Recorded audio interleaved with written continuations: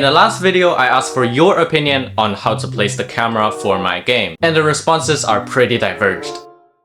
First-person view can make it hard to navigate since you can't see behind you, but it has great immersion, and one could argue not being able to see behind you actually makes for a better horror experience. When danger is near, you can add a dark overlay around the edges, you can add sound effects like heartbeats or heavy breathing. For implementation, I don't have to make the character model, but everything has to be so detailed, otherwise it doesn't look good when you get close. Also, you have to be able to rotate your view across the room. Making this feel smooth can take a lot of time, so I think it's medium difficulty. Third-person view, like over the shoulder or from behind, makes it easier to navigate, since you can see your character moving around. It can have less immersion, meaning that it's slightly less scary, but now you can see right behind you. And I think this kind of imminent danger can make for a totally different experience. For implementation, not only do you have to make at least a decent character model with animations, everything in the first-person view still applies, like smooth camera movement, detailed environment, character movement, and a million other things that I refuse to even think about. So I'll say implementation is hard difficulty.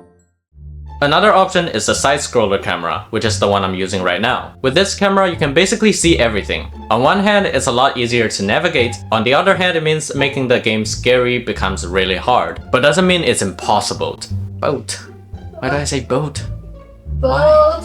But doesn't mean it's impossible. A lot of people pointed out that, similar to my game, the Little Nightmares series uses the side-scrolling camera, and these games are really scary. For implementation, it's the easiest, the camera movement is the simplest, nothing has to be so detailed since you see everything from far away. I can focus more on actually designing the levels. Very friendly for someone with only a few days in Blender, like me. In conclusion, after carefully considering all the options, hold on, isn't there one more option? Some people prefer a better immersion, while some people prefer a better focus on navigation. So why not both?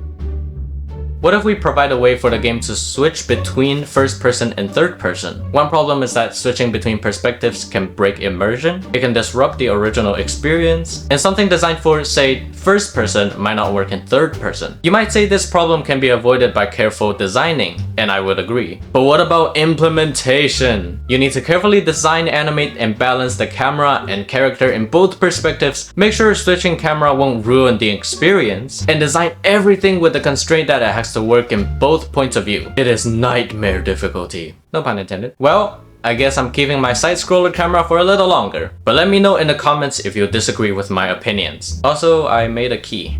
Yeah, that's about it. Bye.